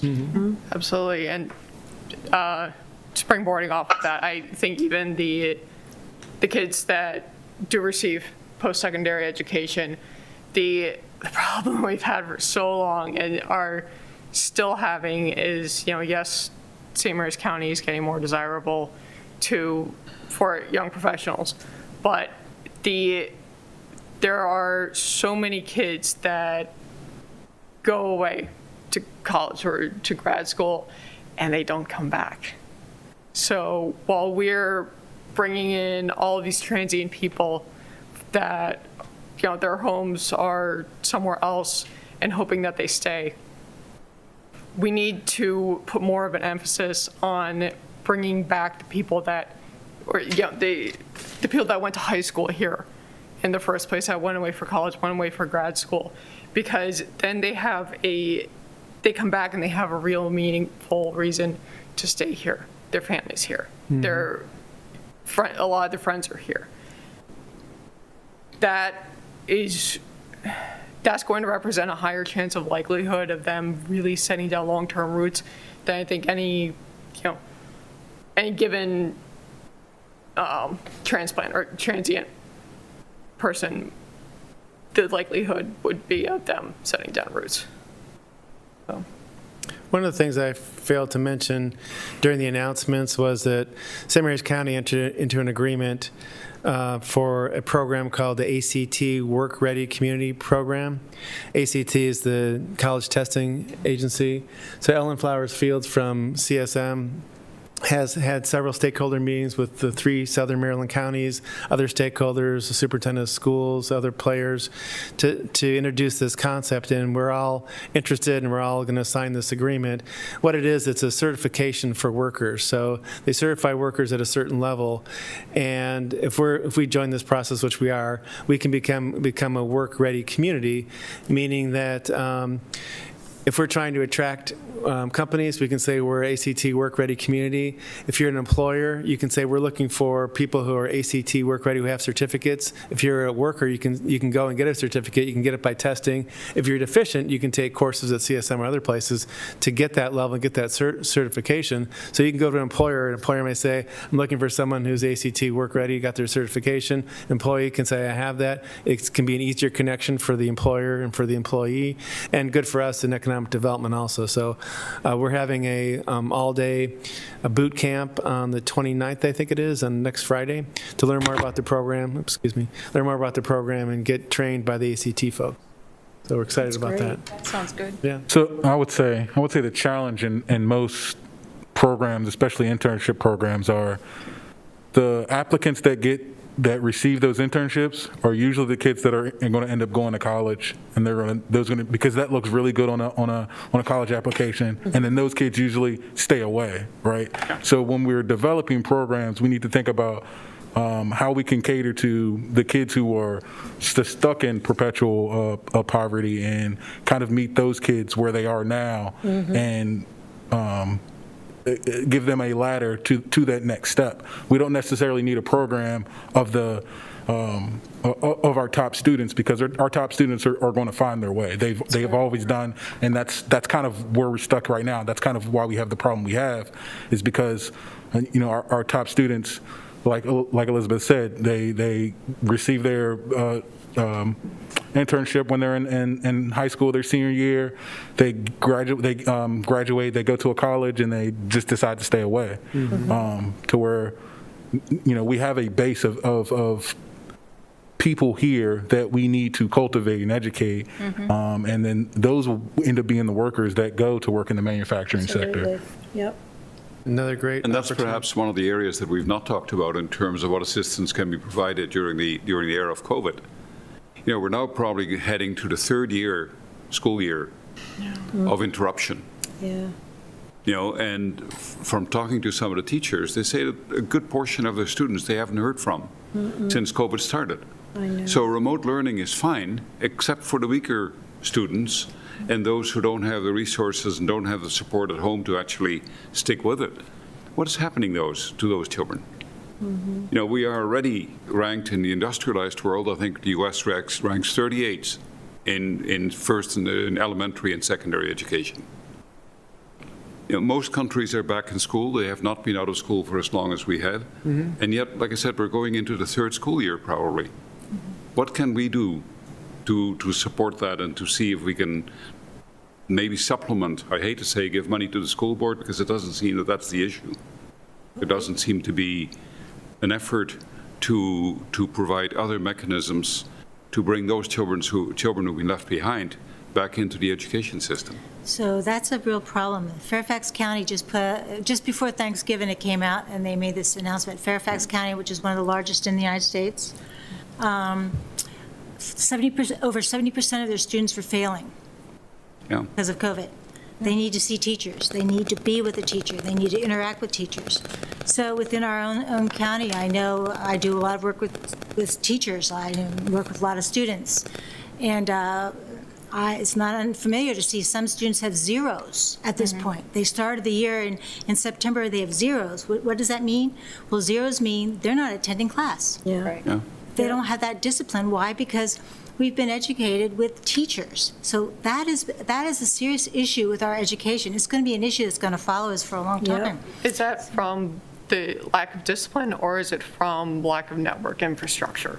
It's from not attending the class. They have to check in to say that they're at school, and they get a zero, they're not doing that. But I'm thinking if they don't have the reliable internet, or if they don't have access to even a basic laptop, or have to share it with their brothers and sisters, that the accessibility of the bare essentials is, even before we look at discipline, is one of the more foundational aspects of this. Is you need to give them the tools first so that they can, that they are able to attend class.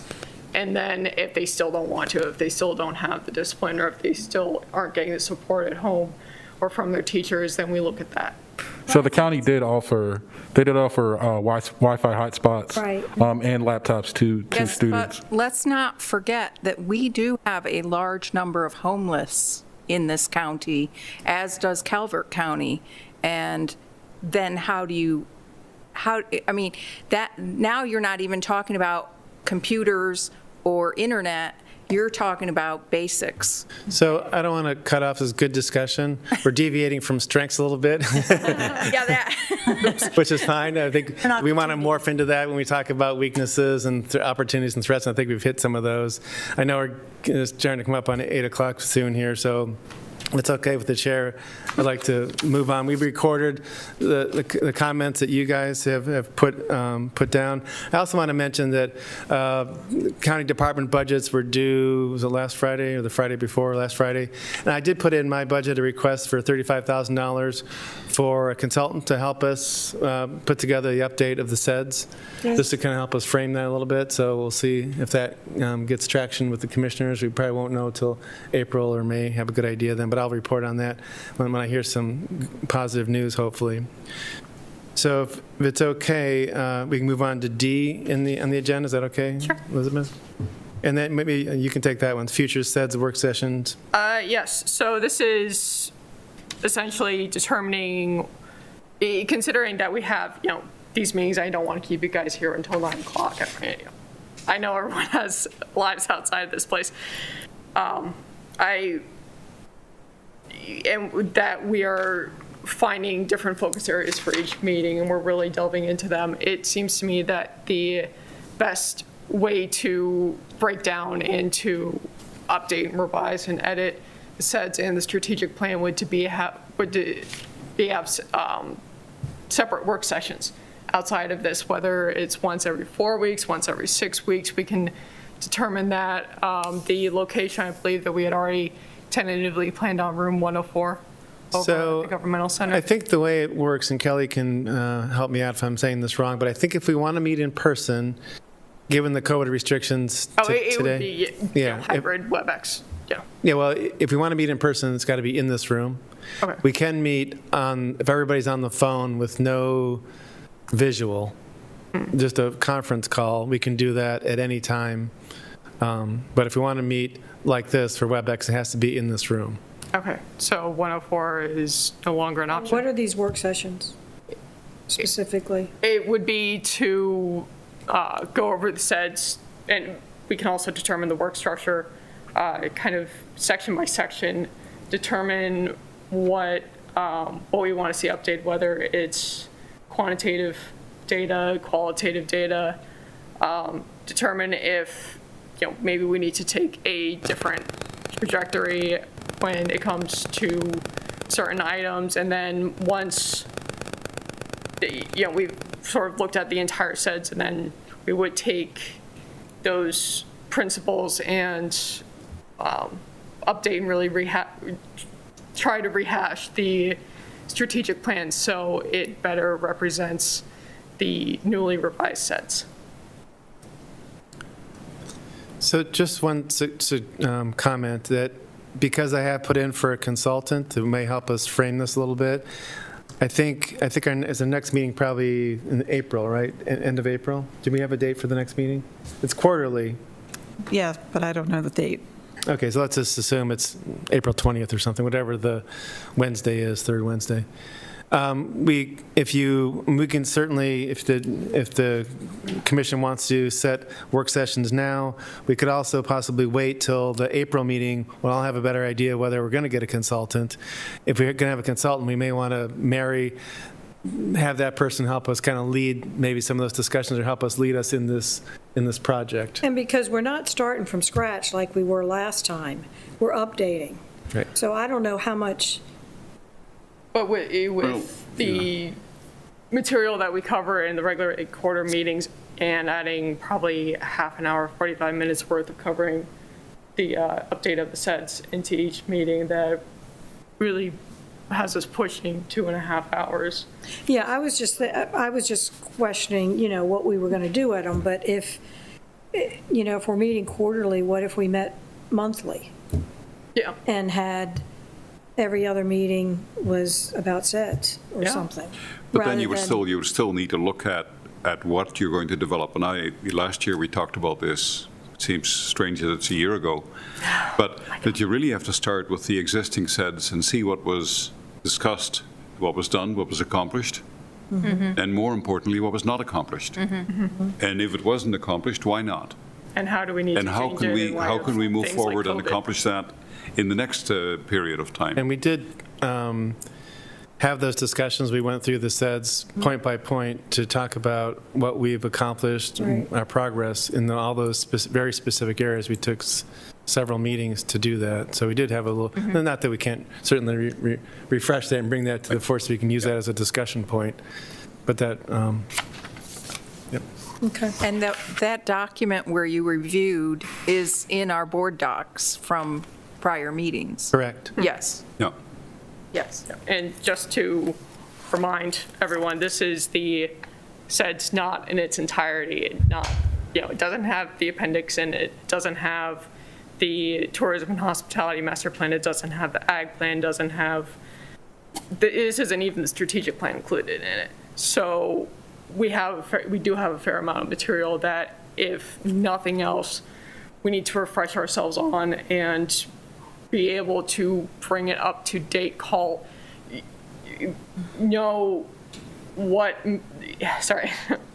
be able to call out the metrics that need to be updated from it. Even things like what the urban areas were from. 'Cause the one that's currently in here is what the urban areas were in St. Mary's County in 2002 and what the urban areas were in 2010. So bring that up to date more to like 2017 to reflect it and make sure that everything's in line to then condense it down into the strategic plan. So considering that amount of workload, I really think that it would behoove us to set aside a series of separate work sessions so we can tackle that. and Isn't give some it of this going to justice. be done by staff and the consultants? Well, yeah, I mean, we'll look for we can continue. Yes, I mean, if you ask for specific information and what do you want us to do next, I mean, you guys can help direct what you want us to Right. provide for you. We can certainly do research. We can bring back the other document and go through that. It's kind of up to you guys to do that. And even, I mean, setting work sessions, that's totally up to the group. You guys can vote on it if you want. The meetings we have, the official meetings are quarterly. Doesn't mean that you can't have additional meetings if you want. If you want to have them again, it might be a little difficult to get this room. It's typically a pretty busy room, so there may have to be just conference calls, but we can do it that way, or we can check on this room also. Okay. One of the real issues with consultants, I've worked with quite a few of them, is that if you have an existing document, they work off that. But now there's very little opportunity for public hearings, very little opportunity for public discussions. So you're bringing somebody in who is basically reworking an old document, and how up to date it is and how relevant it is something that really is up to us, I think. So you cannot simply say to the consultant, good luck to you, this is nice, and get a very glossy No, document I that is well wasn't written. suggesting that. I was just saying, from having the document that we have, I would think that staff would, before we got started, would have already brought in the updated information that you're talking about. I think that would already happen. Yeah, I mean, just speaking to the consultant, I mean, $35,000 is a pretty small amount. Yeah. It's not, I mean, I think when we did that, it was over $100,000 to get that kind of data that we got, more than that even. So this is just to kind of help us frame it. No one's going to do the complete plan. It's still going to be up to staff and the commission to actually put the update together. In terms of, the strategic plan was approved in 2017, so we're not that far removed from that. So it shouldn't be that outdated. So in terms of Laura's comment about we're not starting from scratch. We have a good basis. I think the strategic plan, in my opinion, is pretty solid. And will it have to be tweaked a little bit? It can certainly be updated. We have COVID now, which is something kind of an unknown, so that's going to maybe have an effect on what we think we want to focus on in the coming years. Yeah. There's also an educational aspect to developing this. Although the previous plan was approved by the commissioners, by the county commissioners, to what extent they were really into the detail of this and whether they agreed with many of these policies, that were proposed, Well, and is really not questionable if you look everybody at the here action since the part of plan was that, put in too. place. Yeah, okay. So that's also important Yeah. in terms of, And if anyone is looking for bedtime reading, this is an excellent source. better than sleeping I mean, pills. if you have insomnia. Yeah. Yeah. So, yes, I guess we can, ideally, I would like to vote on if nothing else, setting the first work session date. I guess at the next meeting or at the work session, we can determine when the next one needs to be after that, or we can pre-schedule it with regularity. We can do 4 weeks, we can do 5 weeks, 6 weeks, whatever the commission feels is appropriate. So, Why not set one meeting between now and the next regular meeting, dedicate that solely to looking at this and planning out how this is going to proceed. That works for me. And then maybe you guys could check and see the availability of this space, or, Okay, so maybe about 6 weeks from now, what you're thinking? Sounds reasonable. yeah. Okay. Is there, Because I think it would be better if we could be in here than trying to be on a telephone. I think it agree. would be, They're difficult meetings when you have Yeah. everybody on the phone. It's really hard to get your Yeah. voice heard. and it's a lot of information, too, Yes. to share. I think it would be better if we could do it more in So person. can I possibly get a motion to approve the first work session for 6 weeks from now? I move to approve the first work session for 6 weeks from now. And Second that. approximately 6 weeks from now, depending on the availability of this room? Yeah, availability. Yes. Or there around that period. Yeah. Awesome. For the slides. those on WebEx, what is the consensus from you? Yes. Yes, for Mike, I'm in. Okay. Yes, for Kristen. Sure. Okay. Yes. Yeah. And in the room? Yes. Yes. Yes. Yes. Okay. Motion passed. So we will set a date of 6 weeks from now, I think Wednesday, same time. Depending We'll on have to availability. get back to you. Okay. Yep. Yeah. Okay. So And 6 weeks from now, first work session. are you going to, do you want us to bring stuff to you, or are you going to use that time for yourself to set your agenda for how you want to proceed? Ideally, I think me and Lisa can work with you in the time leading up to it and figure out a structure. Okay. Sounds good. All right, the next item on the agenda is open discussion. That's a time for everyone on the commission to provide any comment or update or whatever announcement that they want to provide. So you want to start with the people on the line and call them out, 'cause I don't know who's there. Mike, do you have anything you want to contribute to open discussion? No, nothing additional, thanks. Rich?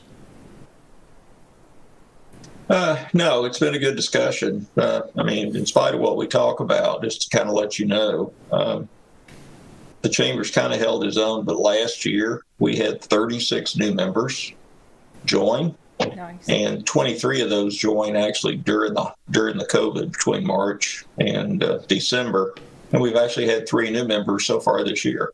Good. So obviously, there's things still happening down in St. Mary's with businesses. And the thing is, most all these, they're overwhelmingly small businesses.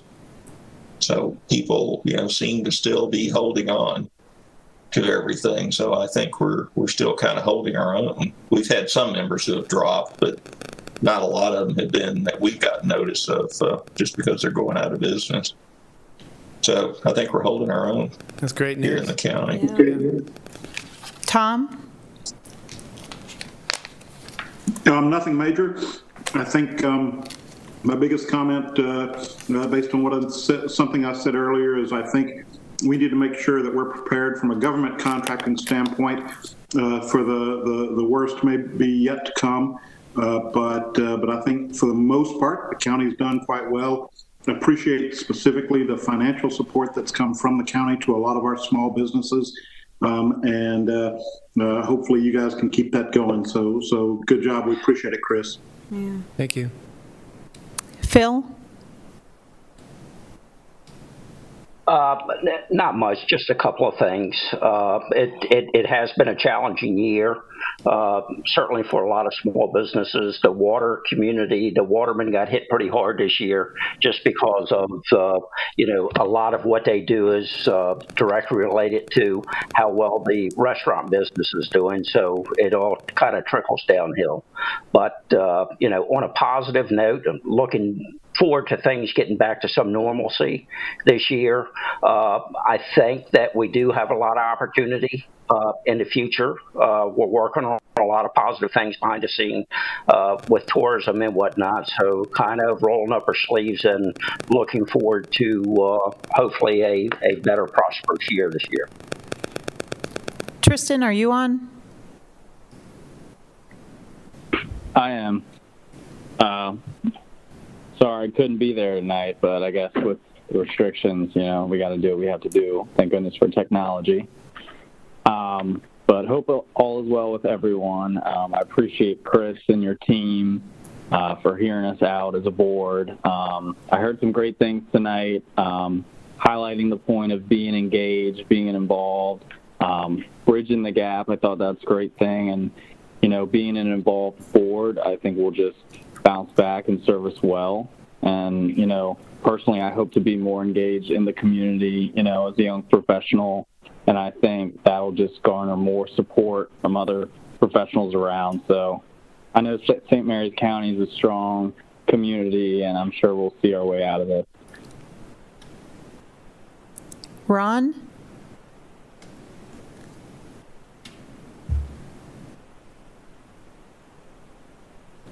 That's probably it. I can't tell who the other phone call is. That's right. Okay. Barb? I thought it was great discussion. I thought we had great conversation, a lot of great ideas. I thought it was interesting that we were talking strengths and got into opportunities. How cool is that? Very good, very good. Too, I wanted to commend the Economic Development Department for its work it did in helping, especially the nonprofits, in getting extra funds to help keep going. I look at nonprofits; they always have a very limited budget. They're always struggling, and it's great to see the nonprofits have a little help. So thank you for doing that. Welcome. Yeah, I just would like to bring in the perspective from Small Business Development Center and say that in addition being able to help many businesses in the area with accessing the monies that were available federally, statewide, and locally, we also are still having multiple meetings with new businesses, people that are ready to start new businesses. So that's encouraging to me that many of my meetings are made up of new small businesses. Great. Love to hear that. I would just like to give a big thank you and shout out to Chris, Kelly, and the rest of the DED for such a successful grant program for the industries and the small businesses that really, I know that really has been the lifeblood of the county for the past 9-10 months and has given us a passing shot at being able to recover from this quicker than those counties that may not have had the level of support that you guys have provided to St. Mary's. So thank you, thank you, thank you. Thank you, and I'll specifically thank Kelly Hinkle at this time, who's really led all of our grant program, and all of our team's been involved, but Kelly's really gone over and above, and she gives out her personal phone number, cell number, for anyone who is applying for a grant who has questions. She's personally led many, many people to get successful grants, so thank you, Kelly, for all your work. I'd just like to state that I'm encouraged. I'm always, when we get into these meetings and you think about what's going on and the things that are happening in the county, it's amazing. I was born and raised here, and it's just amazing to me of where we've been and where we're going, even given everything we're into. I mean, we're thinking about it. We're planning for it, and I'm encouraged. And welcome, we should have done this at the beginning, but welcome to our newest member, Teresa Mitchell, is that right? Yes, thank you. Thank you for joining us. Thanks for saying you wanted to be part of the EDC. Maybe if you want to take 1 second and say who you are and what you do and why you're interested or anything. Teresa Mitchell, and I own a campground in the area, Take It Easy Campground in Callaway. Okay. We have 240 sites, and we actually cater to transient workers. We bring in quite a few transient workers that spend money within the county. So I spent 22 years with 2nd District volunteer fire department. Okay, great. Yeah, so, Well, welcome. thank you. Nothing from me. Okay. That leaves me, I guess. It does. Well, first of all, I want to thank Chris and Kelly and Destiny and the others who have helped so much, not only in our business, as we went through difficult times, but also for the county and for everyone who was involved. Thank you. I recently had the opportunity to have a new neighbor move into our neighborhood with a very large investment, who has just closed her transaction this week. Fantastic.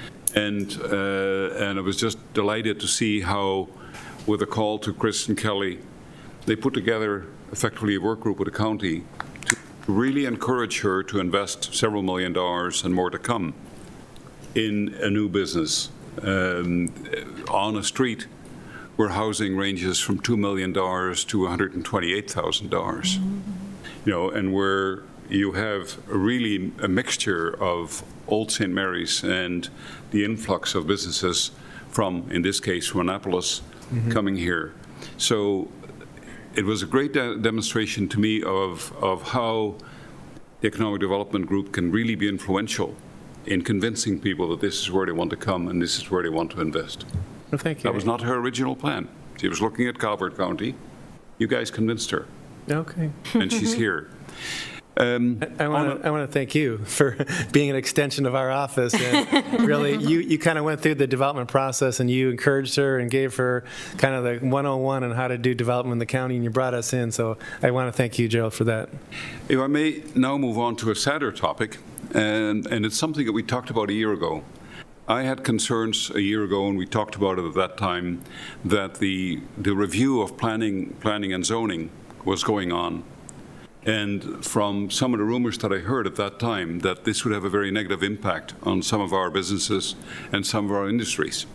But one of those has now come about and is going to go to a public hearing next week on the 25th by the county commissioners, who are considering a draft resolution that has come forward from the planning and zoning review that was going on to, in my view, put the wedding industry out of business. Can I interrupt you? Why? Because the commissioners did kill that. Yes. They had a public forum last Tuesday. Yeah. And they passed a motion to move it to indefinitely postpone everything. back So it's to off the staff. agenda, and it's All right, well, that's good. So, good news for them. But for those who are not aware, it was a proposal to effectively rezone farm weddings by saying you could not have a farm wedding unless you get every homeowner within 1,000 feet of your boundaries to sign off on it.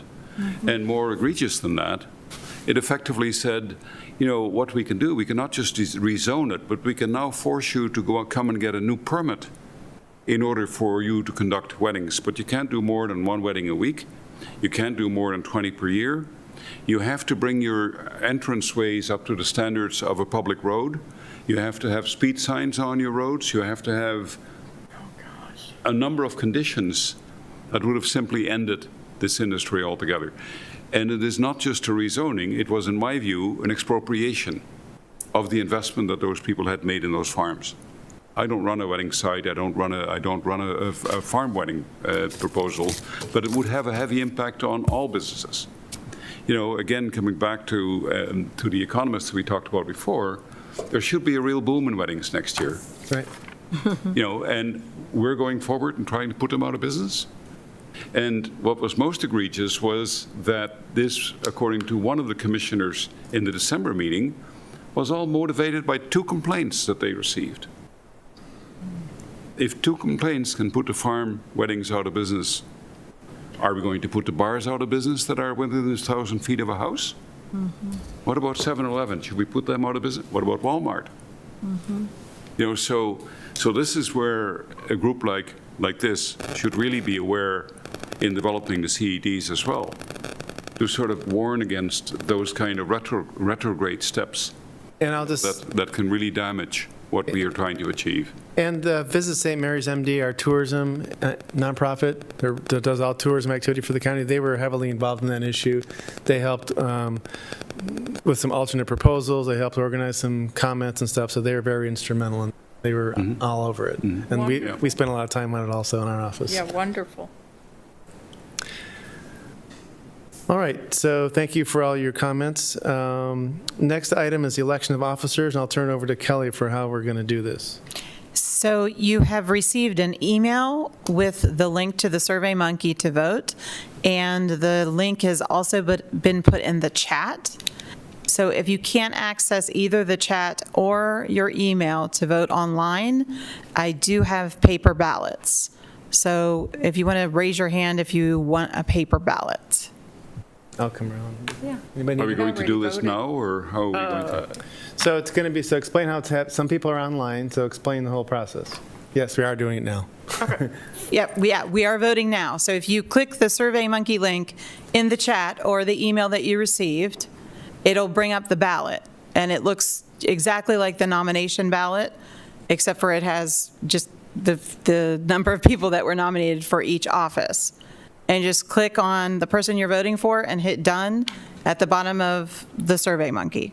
So everybody was invited to nominate somebody or themselves, and then we did go through, for people who were nominated, to make sure they would accept the position. So, for example, more people were nominated for chair, but some people declined that opportunity. So this is where we are now. So does anybody need a paper ballot? We can, everybody got it? Sure. Okay.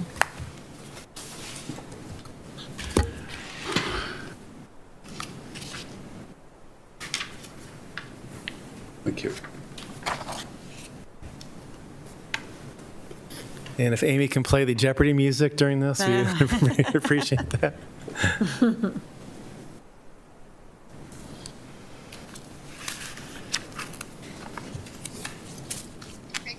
Hey. Oh, okay. That's great. Bye. And just while you're doing that, the officers serve for 1 year, so there's 1 year term, so this is, Thank you. I mean, you can be, obviously, you can be reelected. But we are required by the bylaws to do an election at the beginning of every calendar year.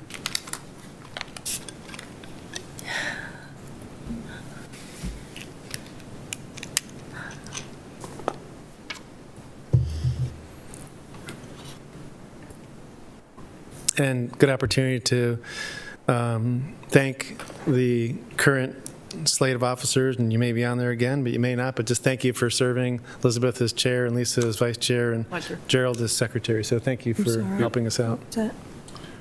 I wasn't listening. So I think Kelly's communicating with Destiny, who's got the... I am. I'm communicating with the person looking at the SurveyMonkey.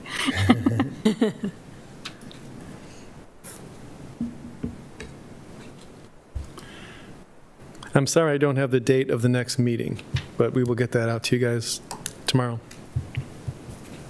Well, we'll get two things. One is the work session, and then the next regular meeting.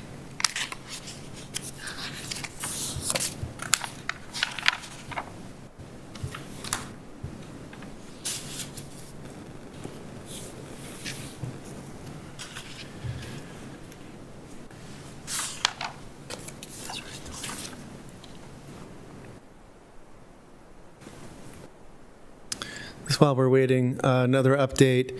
Visit St. Mary's MD is still in the process of searching for a new executive director. So we've interviewed a couple people, and we're still in that process. So we've been without one for a while, but we hope to get one on board soon. And Visit St. Mary's will take a marketing and media plan to the commissioners next Tuesday. So the chair of the board, Regina Fodden from Historic St. Mary's, she'll be giving that report next Tuesday. And the next meeting will be April 21st, just FYI. Thank you.